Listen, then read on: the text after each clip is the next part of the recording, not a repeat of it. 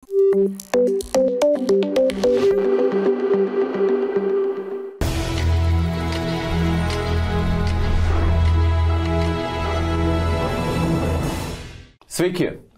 Nori taikos, ruoškis karui. Kasgi gali ginčytis su šiuo posakiu, bet į jį galime pažvelgti iš daugelio kampų.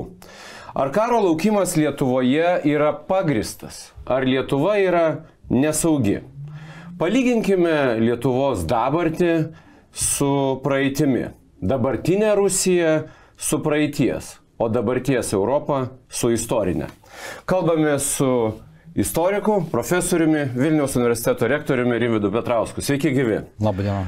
Tai ar Lietuva yra nesaugi, jūsų nuomonė?